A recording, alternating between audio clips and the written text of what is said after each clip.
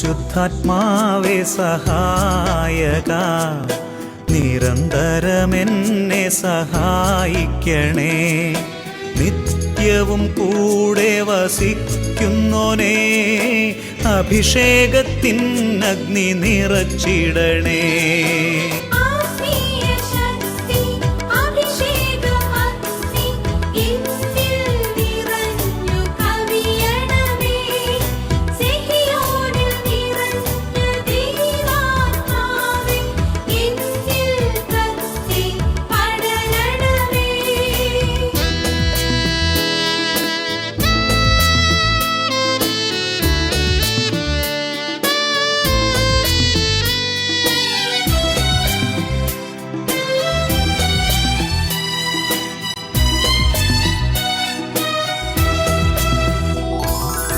എന്നുള്ളിൽ നിറയുന്ന ദൈവിക ശക്തി ലൗകിക ശക്തിയെ തകർത്തിടുന്നു.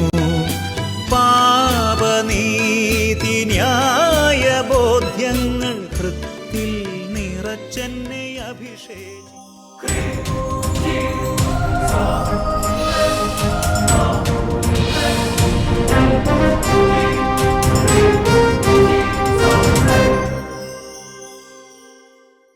Praise the Lord. Praise the Lord. Hallelujah. Hallelujah. അഭിഷേകാഗ്നിയുടെ എല്ലാ പ്രേക്ഷകർക്കും രക്ഷിതാവും കർത്താവുമായ യേശുക്രിസ്തുവിൻ്റെ ധന്യനാമത്തിൽ കൃപയും സമാധാനവും.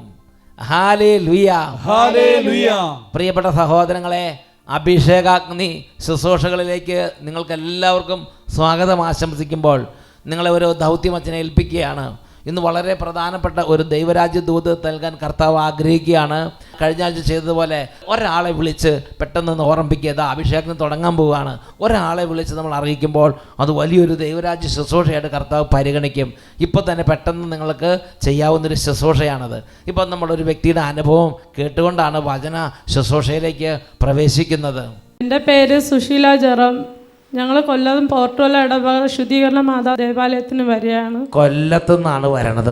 പറഞ്ഞോ. എനിക്ക് വിവാഹം കഴിഞ്ഞ് 10 വർഷം വരെ എനിക്ക് മക്കളില്ലായിരുന്നു. ഞാൻ അതിനകം വെച്ച് 9 ഡോക്ടർമാരെ കാണിച്ചായിരുന്നു. വിവാഹം കഴിഞ്ഞ് 10 വർഷത്തിനുള്ളിൽ 9 സ്ഥലത്ത് മാറി മാറി ട്രീറ്റ്മെൻറ്റ് എടുത്തു. കാരണം എന്താ വെച്ചാൽ ഒരു കുഞ്ഞിനെ വേണമെന്നുള്ള അദമ്യമായ ആഗ്രഹം, എത്രയും പെട്ടെന്ന് കുട്ടീനെ വേണമെന്നുള്ള ആഗ്രഹം കൊണ്ട് ചികിത്സയോട് ചികിത്സ 9 ഡോക്ടർമാരെ മാറി മാറി കണ്ട് ചികിത്സിച്ച്.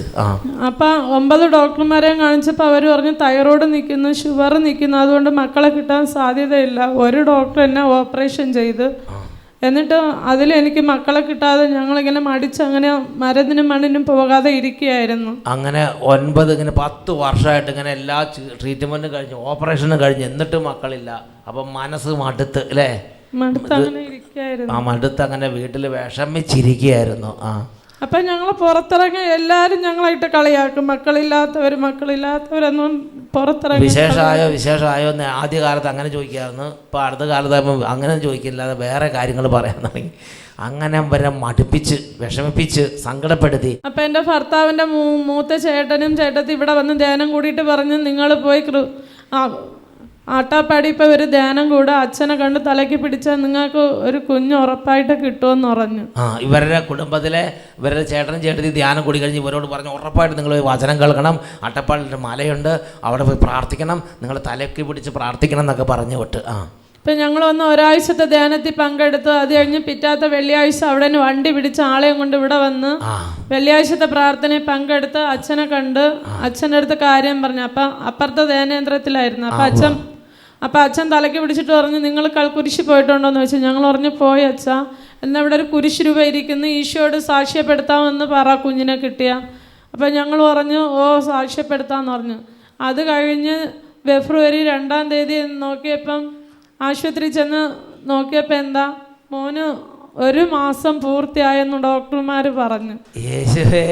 അപ്പം നിങ്ങൾ ഇവിടെ അട്ടപ്പാടിയിലെ വെള്ളിയാഴ്ച വന്നത് ഏത് മാസാ?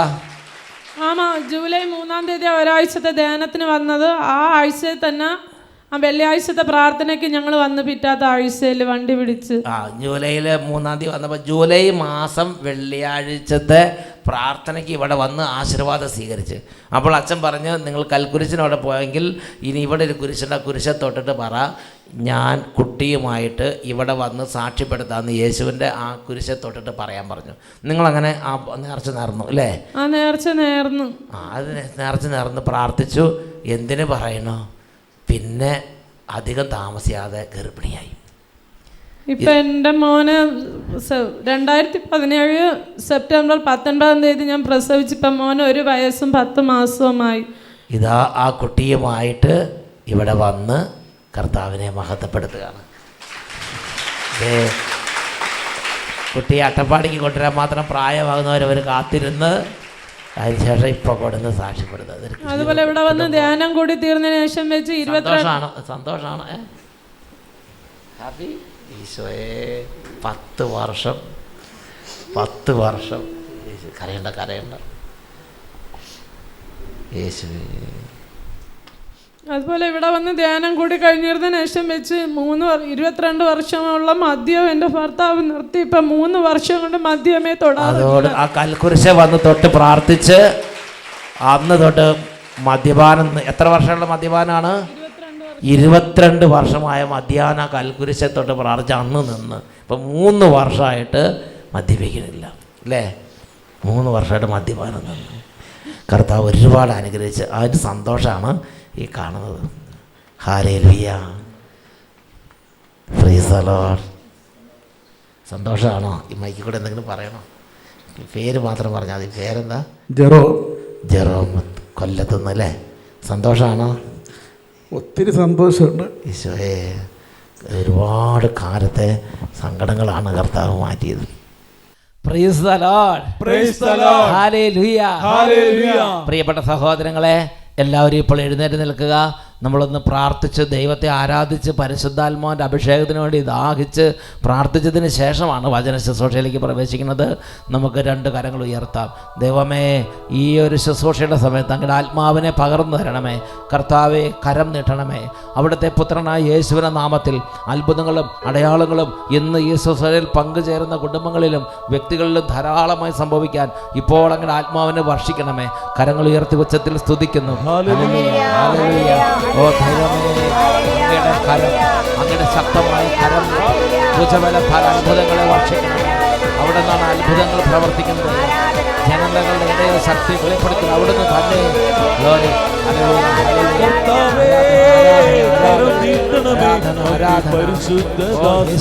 യേശുവിന്റെ നാമത്തിൽ രോഗശാന്തികൾ നിറയാൻ, അടയാളങ്ങൾ കാണാൻ, അത്ഭുതങ്ങൾ സംഭവിക്കാൻ ശക്തി അയക്കണമേ, ശക്തി അയക്കണമേ. കർത്താവേ, കരം നീട്ടണമേ. അങ്ങേ പരിശുദ്ധ ദാസന യേശുവിന്റെ നാമത്തിൽ രോഗശാന്തികൾ നിറയാൻ, അടയാളങ്ങൾ കാണാൻ, അത്ഭുതങ്ങൾ സംഭവിക്കാൻ ശക്തി അയക്കണമേ, ശക്തി അയക്കണമേ.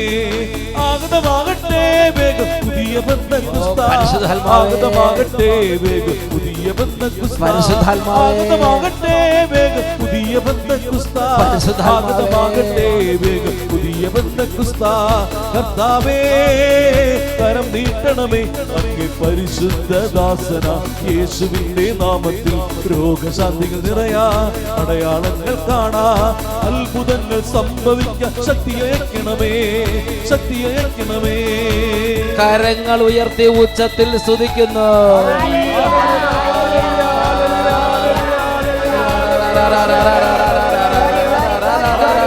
പരിശുദ്ധാത്മാവേ, പരിശുദ്ധാത്മാവേ, പരിശുദ്ധാത്മാവേ, നിറയണമേ, നിറയണമേ, നിറയണമേ, നിറയണമേ, നിറയണമേ, നിറയണമേ. Hallelujah, hallelujah. ആരാധന, ആരാധന, ആരാധന. ക്ഷീണങ്ങൾ മാറട്ടെ, തകർച്ചകൾ നീങ്ങട്ടെ, എല്ലാ നിരാശകളും വിട്ടുമാറി പോകട്ടെ. കണ്ണുനീരോടെ നിലവിളിക്കുന്നവരുടെ മേൽ ഇപ്പോൾ ദൈവമായ കർത്താവിന്റെ അത്ഭുതകരമായ ശക്തി ഇറങ്ങട്ടെ. കണ്ണുനീരോടെ നിലവിളിക്കുന്നവരുടെ മേൽ ഇപ്പോൾ സ്വർഗത്തിന്റെ അത്ഭുതകരമായ ശക്തി ആവസിക്കട്ടെ. Glory, hallelujah, hallelujah. ആരാധന, ആരാധന, ആരാധന, ആരാധന, ആരാധന, ആരാധന, ആരാധന, ആരാധന. ഹല്ലേലൂയ, ആരാധന.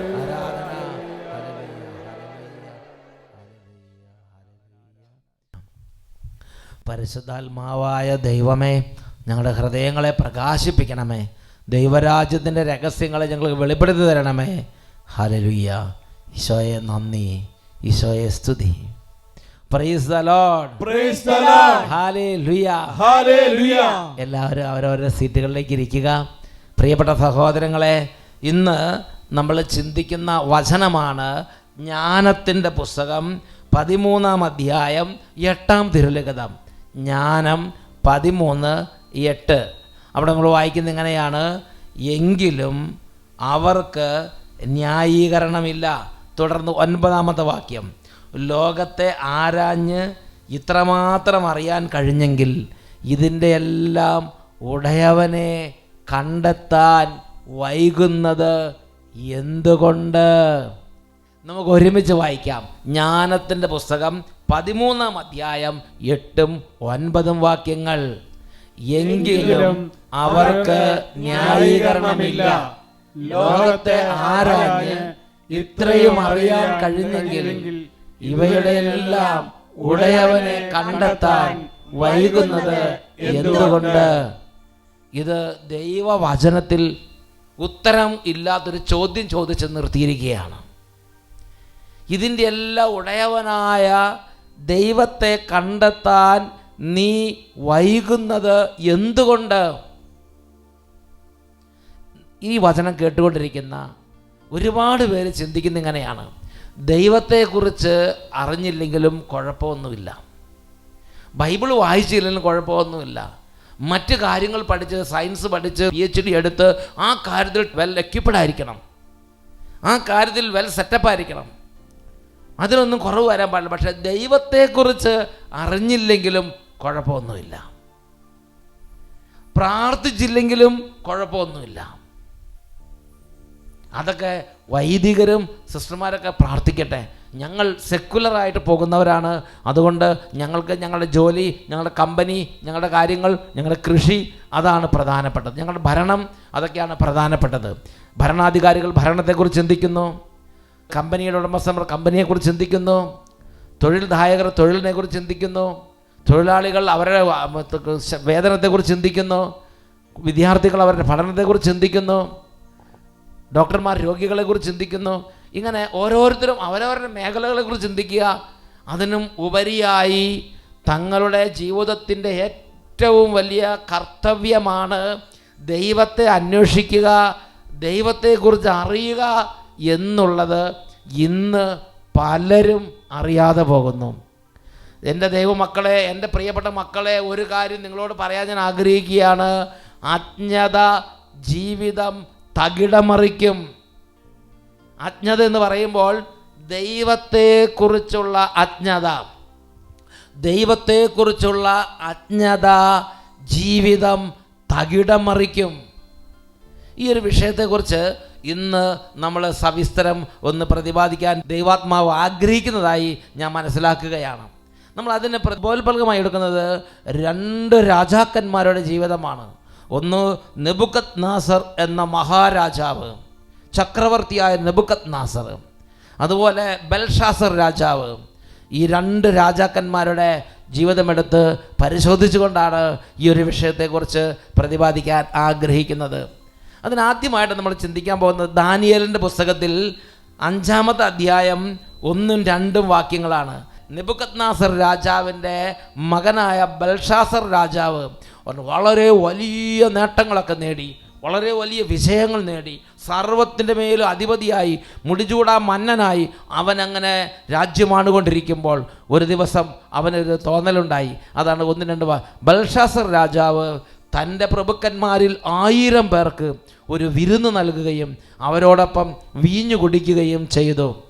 വീഞ്ഞു കുടിച്ച് മതിച്ചപ്പോൾ രാജാവായ താനും തൻ്റെ പ്രഭുക്കന്മാരും ഭാര്യമാരും ഉപനാരികളും വീഞ്ഞു കുടിക്കേണ്ടതിന് തൻ്റെ പിതാവായ നെബുക്കദ്നേസർ രാജാവ് ജെറൂസലേം ദേവാലയത്തിൽ നിന്ന് കൊണ്ടുവന്ന സ്വർണവും വെള്ളിയും കൊണ്ടുള്ള പാത്രങ്ങൾ കൊണ്ടുവരാൻ അവൻ കൽപ്പിച്ചു. 1000 പ്രഭുക്കന്മാർക്കുള്ള വിരുന്ന്, രാജ്യത്തെ രാജാവാണ് വിരുന്ന് കൊടുക്കുന്നത്. അതിഗംഭീരമായ വിരുന്ന് സൽക്കാരങ്ങൾ പൊടിപിടിച്ചുകൊണ്ടിരിക്കുകയാണ്. പ്രിയപ്പെട്ട സഹോദരങ്ങളെ, എന്താണ് ഈ രാജാവിൻ്റെ പ്രത്യേക? ദൈവത്തെക്കുറിച്ച് തെല്ലും അറിവില്ല. ദൈവത്തിൻ്റെ കാര്യങ്ങളെക്കുറിച്ചോ ദൈവത്തിൻ്റെ ആലയത്തെക്കുറിച്ചോ ദൈവാലയത്തിലെ പാത്രങ്ങളെക്കുറിച്ചോ ഒന്നും അറിവിൽ ഒരു അജ്ഞത കൊണ്ട് നിറഞ്ഞ ദൈവിക കാര്യങ്ങളിൽ തികച്ചും അജ്ഞത കൊണ്ട്. രാജ്യത്തെക്കുറിച്ച് നല്ല മികവുണ്ട്, ഭരണതന്ത്രജ്ഞനാണ്, കഴിവുണ്ട്, മികവുണ്ട്, സാമർഥ്യമുണ്ട്, സൈന്യമുണ്ട്, എല്ലാം ഉണ്ട്. ഭരണകാര്യങ്ങളിൽ ഒരുപക്ഷെ വലിയ നിപുണനായിരുന്നിരിക്കാം, അഗ്രഗണ്യനായിരുന്നിരിക്കാം. പക്ഷെ ദൈവിക കാര്യങ്ങളെക്കുറിച്ച് അജ്ഞത, ദൈവത്തിൻ്റെ ആലയത്തെക്കുറിച്ച് അജ്ഞത. ദാനിയേലിൻ്റെ പുസ്തകം 5-ാം അധ്യായം 5-6 വാക്യങ്ങൾ അവിടെ നമ്മൾ കാണുന്ന ഇങ്ങനെയാണ്: പെട്ടെന്ന് ഒരു മനുഷ്യൻ്റെ കൈവിരലുകൾ പ്രത്യക്ഷപ്പെട്ട് ദീപപീഠത്തിന് നേരെ രാജകൊട്ടാരത്തിൻ്റെ മിനുത്ത ഭിത്തിയിൽ ആ കൈവിരൽ എന്തോ എഴുതിക്കൊണ്ടിരുന്ന കൈപ്പത്തി രാജാവ് കണ്ടു. രാജാവ് വിവർണനായി, അവൻ ചിന്താധീനനായി, കൈകാലുകൾ കുഴയുകയും കാൽമുട്ടുകൾ കൂട്ടിയടിക്കുകയും. ഭയാനകമായ ഒരു കാഴ്ചയായിരുന്നു, ഭീകരമായ. രാജാവിൻ്റെ ഹൃദയത്തെ ഭാരപ്പെടുത്തുമാറ് അത് ഭയാനകമായ ഒരു കാഴ്ചയായിരുന്നു എന്ന് വേണം ഇതിൽ നിന്ന് നാം മനസ്സിലാക്കാൻ. പ്രിയപ്പെട്ട സഹോദരങ്ങളെ, ഈ ഒരു ലിഖിതത്തിൻ്റെ അർത്ഥം എന്താണ്? എന്താണ് ഈ കൈ? ആരുടേതാണ് ഈ കൈ? ഈ കൈ എന്താണ് എഴുതിയിരിക്കുന്നത്? ഈ എഴുത്തിൻ്റെ അർത്ഥം എന്താണ്? ഇത് വ്യാഖ്യാനിക്കാൻ വേണ്ടി രാജാവ് രാജ്യത്തുനിന്ന് ജ്ഞാനികളെ വിളിച്ചു വരുത്തി. ആ ജ്ഞാനികളിൽ വളരെ പ്രധാനപ്പെട്ട ഒരു ജ്ഞാനിയായിരുന്നു ദാനിയേൽ. അങ്ങനെ ആ വ്യാഖ്യാനത്തിന് വേണ്ടി ദാനിയേൽ രാജാവിൻ്റെ കൊട്ടാരത്തിലെത്തി. രാജാവ് ദാനിയേലിനോട് പറഞ്ഞു, നിനക്ക് ഇഷ്ടം പോലെ സമ്പത്ത് തരാം, ഇഷ്ടം പോലെ സമ്മാനം തരാം, എല്ലാ സ്ഥാനമാനങ്ങളും തരാമെന്ന് ദാനിയേലിനോട് രാജാവ് പറഞ്ഞു. അപ്പോൾ ജ്ഞാനിയായ ദാനിയേൽ, ദൈവത്തെക്കുറിച്ച് അറിയാവുന്നവനാണ് ജ്ഞാനിയായ ദാനിയേൽ പറഞ്ഞു, രാജാവേ, നിൻ്റെ സമ്മാനങ്ങളെല്ലാം നിൻ്റെ കയ്യിൽ തന്നെ വെച്ചാട്ടെ, അതൊന്നും ഇങ്ങോട്ട് എടുക്കണ്ട എന്ന് പറഞ്ഞ് ആദ്യം തന്നെ ദാനിയേൽ രാജാവിൻ്റെ മുമ്പിൽ തൻ്റെ ഹൃദയഗതങ്ങൾ അറിയിച്ചു. ദാനിയേൽ പറഞ്ഞു, രാജാവേ, നിൻ്റെ സമ്മാനങ്ങൾ നിൻ്റെ കയ്യിൽ തന്നെ ഇരുന്നു കൊള്ളട്ടെ, മറ്റാർക്കെങ്കിലും കൊടുത്തേക്കുക. ലിഖിതം വായിച്ച് അർത്ഥം ഞാൻ പറഞ്ഞു തരാം. രാജാവേ, അത്യുന്നതനായ ദൈവം നിൻ്റെ പിതാവായ നെബൂഖദ്നേസറിന് രാജത്വവും മഹത്വവും പ്രതാപവും ആധിപത്യവും നൽകി. അവന് അവിടുന്ന് കൊടുത്ത മഹത്വം നിമിത്തം എല്ലാ ജനതകളും ജനപദങ്ങളും ഭാഷക്കാരും അവൻ്റെ മുമ്പിൽ ഭയപ്പെട്ട് വിറച്ചു. അവൻ ഇഷ്ടാനുസരണം കൊല്ലുകയോ ജീവിക്കാൻ അനുവദിക്കുകയോ ഉയർത്തുകയോ താഴ്ത്തുകയോ ചെയ്തു പോന്നു.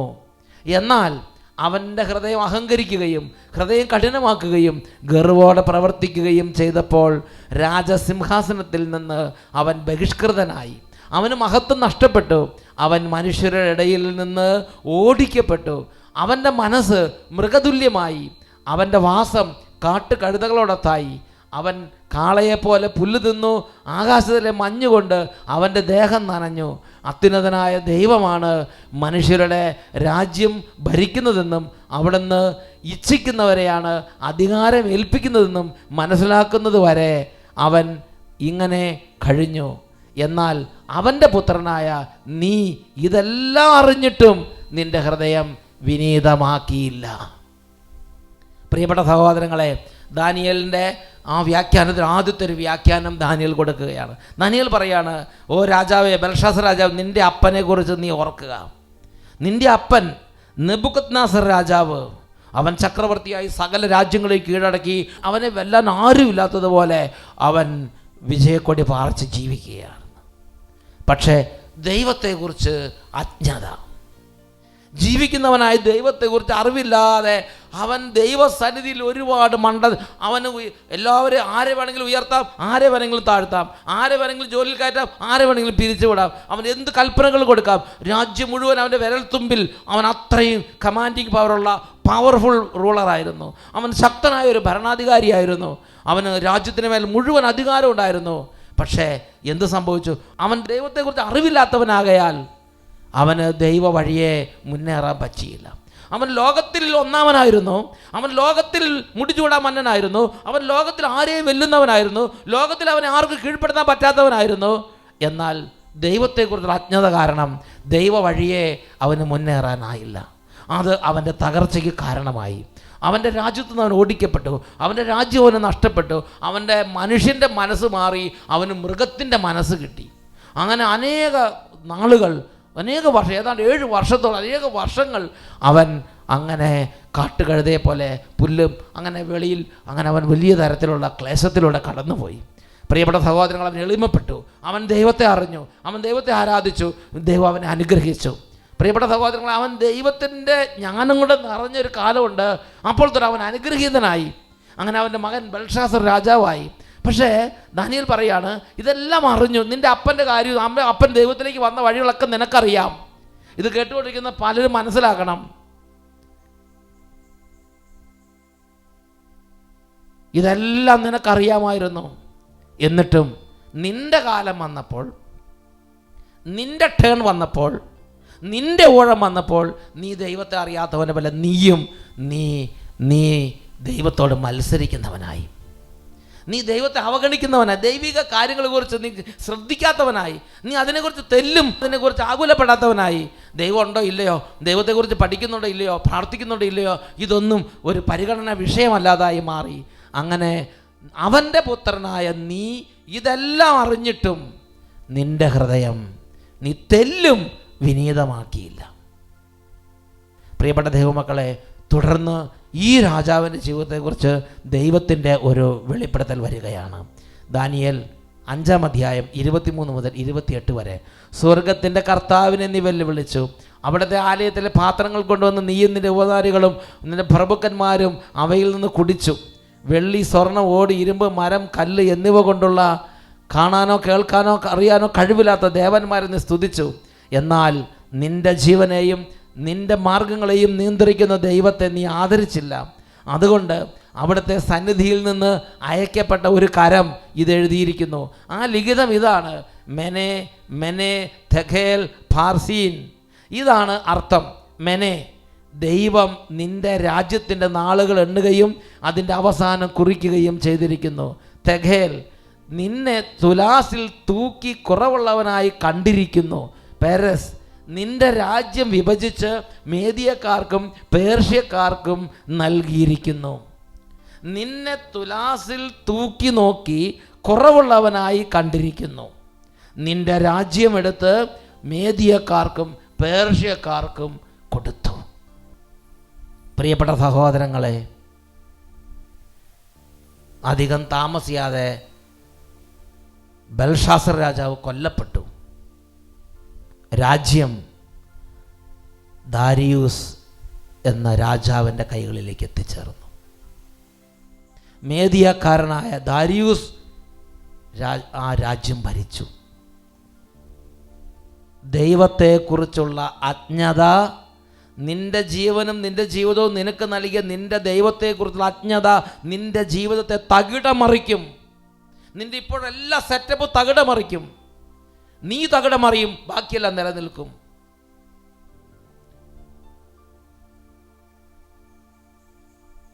രണ്ട് രാജാക്കന്മാരുടെ ജീവിതാനുഭവങ്ങളാണ് ദാനിയേലിൻ്റെ പുസ്തകത്തിൽ 5-ാമത്തെ അധ്യായത്തിൽ വിവരിച്ചിരിക്കുന്നത്. 1 Corinthians chapter 15 verse 34. എൻ്റെ പ്രിയപ്പെട്ട മക്കളെ, ഈ വചനത്തിൽ പറഞ്ഞിരിക്കുന്നത് പോലെയാണോ നമ്മളെന്ന് ചിന്തിക്കണം. നിങ്ങൾ നീതിപൂർവം സമചിത്തത പാലിക്കുകയും പാപം വർജിക്കുകയും ചെയ്യുവൻ. ഇനിയുള്ളത് ശ്രദ്ധിച്ചേ. ചിലർക്ക് ദൈവത്തെ പറ്റി ഒരറിവുമില്ല. നിങ്ങളെ ലജ്ജിപ്പിക്കാനാണ് ഞാൻ ഇത് പറയുന്നത്. സ്ലീഹായിലൂടെ ദൈവത്തിൻ്റെ ആത്മാവ് ഓരോരുത്തരും തൊട്ട് പറയുകയാണ്. ചിലർക്ക് ദൈവത്തെ പറ്റി ഒരറിവുമില്ല. അതിലഭിമാനിക്കരുത്.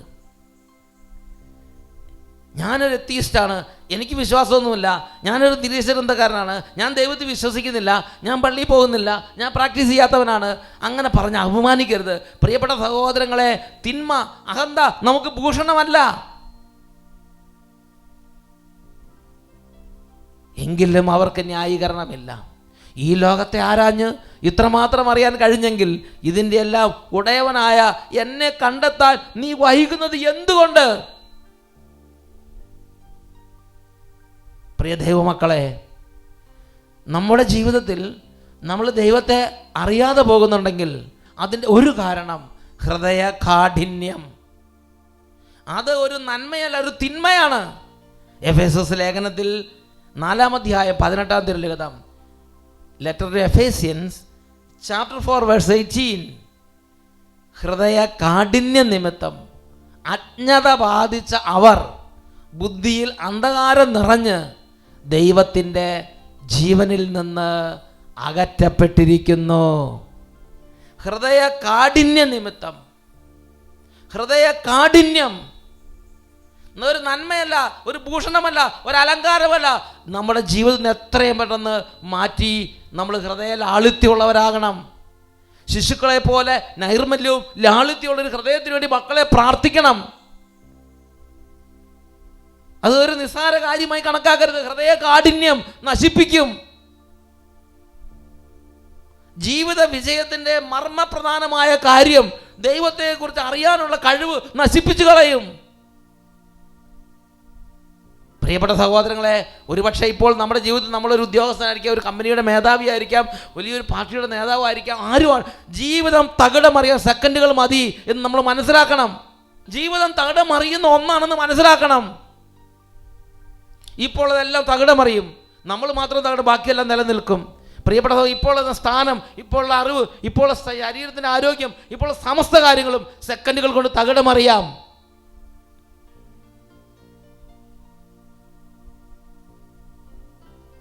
ജീവിത വിജയത്തിൻ്റെ ജീവനാഡിയാണ്, മർമ്മപ്രധാനമായ കാര്യമാണ് ദൈവത്തെക്കുറിച്ചുള്ള അറിവ്. ദൈവത്തെക്കുറിച്ചുള്ള അറിവ്. ലോകത്തിൽ രണ്ട് തരത്തിലുള്ള മനുഷ്യരുണ്ട്. ദൈവത്തെക്കുറിച്ചുള്ള അറിവ് നമ്മളിന്ന് ബ്ലോക്കാക്കി കളയുന്ന, തടസ്സപ്പെടുത്തി കളയുന്ന രണ്ടാമത്തെ കാര്യത്തെക്കുറിച്ചാണ് ഇപ്പോൾ നമ്മൾ ചിന്തിക്കാൻ പോകുന്നത്. ആദ്യത്തെ കാര്യമാണ് ഹൃദയ കാഠിന്യം. രണ്ടാമത്തെ കാര്യമാണ് റോമാലേഖനം 8-ാം അധ്യായം 5 മുതൽ 8 വരെയുള്ള വാക്യങ്ങളിൽ രേഖപ്പെടുത്തപ്പെട്ടിരിക്കുന്നത്. എന്തെന്നാൽ ജഡികമായി ജീവിക്കുന്നവർ ജഡിക കാര്യങ്ങളിൽ മനസ്സ് വെക്കുന്നു, ആത്മീയമായി ജീവിക്കുന്നവരാകട്ടെ ആത്മീയ കാര്യങ്ങളിൽ മനസ്സ് വെക്കും. നേരം വെളുത്ത് എഴുന്നേറ്റാൽ മനുഷ്യർ രണ്ട് രീതിയിലാണ് മുമ്പോട്ട് പോയിക്കൊണ്ടിരിക്കുന്നത്. ചിലർ ഭൗമികമായ കാര്യങ്ങൾ മാത്രം ചിന്തിക്കുന്നു. പഠിക്കാനുള്ളതിനെക്കുറിച്ച് പഠിക്കുന്നു, ഭക്ഷിക്കാനുള്ളതിനെക്കുറിച്ച് ചിന്തിക്കുന്നു, ജോലിയെക്കുറിച്ച് ചിന്തിക്കുന്നു, വ്യായാമത്തെക്കുറിച്ച് ചിന്തിക്കുന്നു, രാത്രി കിടക്കാനുള്ള വീടിനെ പാർപ്പിടത്തെക്കുറിച്ച് ചിന്തിക്കുന്നു, അവനവൻ്റെ ഡ്രസ്സിനെ കുറിച്ച് ചിന്തിക്കുന്നു, മേക്കപ്പിനെ കുറിച്ച് ചിന്തിക്കുന്നു, മറ്റുള്ളവരുടെ മുമ്പിൽ നന്നായിട്ട് അപ്പിയർ ചെയ്യാനുള്ള സ്വന്തം അപ്പിയറൻസിനെ കുറിച്ച് ചിന്തിക്കുന്നു, അവനവൻ്റെ സൗന്ദര്യം, അവനവൻ്റെ ഭക്ഷണം, അവനവൻ്റെ ജീവിതം, അവനവൻ്റെ വരുമാനം, അവനവൻ്റെ ജോലി, അവനവൻ്റെ കുടുംബം, അവനവൻ്റെ ഭാവി. ഭൗമികമായത് മാത്രം ചിന്തിക്കുന്നു. ചിലർ ജഡിക കാര്യങ്ങളിൽ മാത്രം മനസ്സ് വെക്കുന്നു. ആത്മീയമായി ജീവിക്കുന്നവരാകട്ടെ ആത്മീയ കാര്യങ്ങളിൽ മനസ്സ് വെക്കുന്നു. അവർ കുറച്ച് പ്രാർത്ഥിക്കണം, കുറച്ച് ജപമാല ചൊല്ലണം, ഭജനം വായിക്കണം, ദൈവത്തെക്കുറിച്ച് അന്വേഷിക്കണം, കുറച്ച് സമയം കർത്താവിൻ്റെ കൂടെ ഇരിക്കണം, കുറച്ച് സമയം എനിക്ക് പ്രാർത്ഥിക്കണം, എൻ്റെ കുടുംബത്തിൽ സന്ധ്യാപ്രാർത്ഥന വേണം. അവർ ആത്മീയ കാര്യങ്ങളെക്കുറിച്ചും കൂടെ ചിന്തിക്കും. അവർ ലോകത്തിലാണ് ജീവിക്കുന്നത്, ലോകകാര്യങ്ങൾ ഇടപെടുന്നുണ്ട്. അതിൻ്റെ ഒപ്പം തന്നെ ആത്മീയ കാര്യങ്ങളിലും അവർ മനസ്സ് വെക്കുന്നു. തുടർന്ന് വചനം പഠിപ്പിക്കുകയാണ്, ജഡികാഭിലാഷങ്ങൾ മരണത്തിലേക്ക് നയിക്കുന്നു, ആത്മീയ അഭിലാഷങ്ങൾ ജീവനിലേക്ക് സമാധാനത്തിലേക്ക് നയിക്കുന്നു. മനസ്സിൻ്റെ ആഗ്രഹങ്ങൾ, ഹൃദയത്തിൻ്റെ അഭിലാഷങ്ങളുണ്ട്. അത് ജഡികം മാത്രമാണോ, ലോകകാര്യങ്ങൾ മാത്രമാണോ, ഭൗമികമായത് മാത്രമാണോ എന്ന് നമ്മൾ ചിന്തിക്കണം. ഭൗമികമായത് മാത്രമാണെങ്കിൽ പ്രിയപ്പെട്ട സഹോദരങ്ങളെ, നമ്മളൊരു ഭൗമികനായ മനുഷ്യനാണ് എന്ന് പറഞ്ഞാൽ ലൗകിക മനുഷ്യൻ, ലോകപ്രകാരമുള്ള മനുഷ്യൻ. നമ്മൾ ആത്മീയ കാര്യങ്ങളെക്കുറിച്ച് ചിന്തിക്കുകയോ അതിനെ വില കൊടുക്കുകയോ ചെയ്യുന്നില്ല. വീണ്ടും വചനം നമ്മളെ പഠിപ്പിക്കുന്ന മറ്റൊരു കാര്യമുണ്ട്. അത് 2 തെസ്സലോനി 1-ാം അധ്യായം 8-9 വാക്യങ്ങളാണ്. അപ്പോൾ അവൻ ദൈവത്തെക്കുറിച്ച് അജ്ഞത പുലർത്തുന്നവർക്കും നമ്മുടെ കർത്താവായ യേശുക്രിസ്തുവിൻ്റെ സുവിശേഷം അനുസരിക്കാത്തവർക്കും എതിരായി പ്രതികാരം ചെയ്യും. അവർ കർത്താവിൻ്റെ സന്നിധിയിൽ നിന്നും അവൻ്റെ ശക്തിയുടെ മഹത്വത്തിൽ നിന്നും തിരസ്കരിക്കപ്പെട്ട് നിത്യനാശം ശിക്ഷയായി അനുഭവിക്കും. ഇന്ന് നമ്മൾ ദൈവകാര്യങ്ങൾ, അതിനൊക്കെ ബൈബിൾ വായിക്കാൻ താല്പര്യം, അങ്ങനത്തുള്ള കാര്യങ്ങളെക്കുറിച്ച് ഗവനിക്കുന്നേ ഇല്ല. അങ്ങനെ പോകുന്നത് മക്കളെ, സഹോദരങ്ങളെ, അതൊരു ഭൂഷണമല്ല. അത് നാളെ നമ്മുടെ മേൽ ശിക്ഷാവിധി വിളിച്ചു വരുത്തുന്ന ഒരു ജീവിത രീതിയാണ്. കുട്ടികളും മുതിർന്നവരും എല്ലാവരും ഇത് അറിയണം. ഇതെനിക്ക് ടേസ്റ്റ് ഉണ്ടോ, ടേസ്റ്റിൽ എനിക്ക് താല്പര്യമുണ്ടോ, താല്പര്യം എന്നുള്ളതല്ല. It is our duty. ഇത് നമ്മുടെ കടമയാണ്. വീണ്ടും തെസ്സലോനിക്കർക്ക് 2-ാം ലേഖനം 2-ാം അധ്യായം അതിൽ 12-ാമത്തെ തിരുലിഖിതം. അവിടെ നമ്മൾ വായിക്കുന്നത് എങ്ങനെയാണ്? തൽഫലമായി സത്യത്തിൽ വിശ്വസിക്കാതെ അനീതിയിൽ ആഹ്ലാദിച്ചവരെല്ലാം ശിക്ഷയ്ക്ക് വിധിക്കപ്പെടും.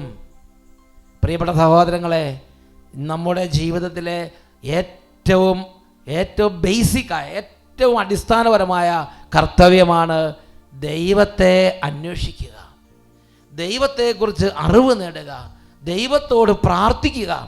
ഈ സമയം പരിശുദ്ധ കുർബാന എഴുന്നള്ളിച്ച് വെച്ച് നമ്മുടെ ഉള്ളിൽ കിടക്കുന്ന നിരീശ്വര ചിന്ത, ദൈവനിഷേധം, ദൈവത്തോട് മാത്സര്യം, ദൈവത്തോട് താല്പര്യമില്ലായ്മ, ആത്മീയ കാര്യങ്ങളിൽ അഭിരുചിയില്ലാത്ത അവസ്ഥ, ഈ മേഖലയെക്കുറിച്ച് അനുദപിച്ച് ദൈവമേ എൻ്റെ ഹൃദയത്തിൽ അവിടെ ഇടപെട്ട് എൻ്റെ ഹൃദയകാഠിന്യം മാറ്റി എന്നെ ഒന്ന് പുതുക്കി ഒരു പുതിയ സൃഷ്ടിയാക്കണമേ എന്ന് നമുക്ക് കർത്താവിനോട് പ്രാർത്ഥിക്കാം.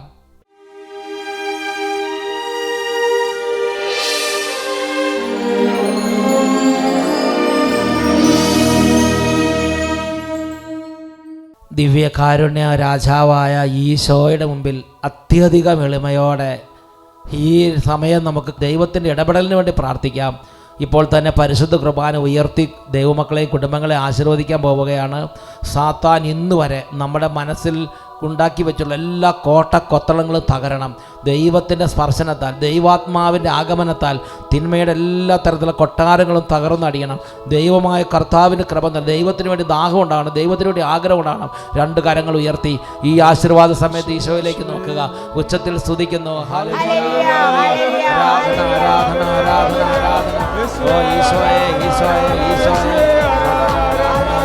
പാപശക്തികപ്പെടുത്തിയെത്തിയ പ്രസ്ഥാനങ്ങൾ തകരട്ടെ, പാപശക്തികപ്പെടുത്തിയെത്തിയ പ്രസ്ഥാനങ്ങൾ തകരട്ടെ.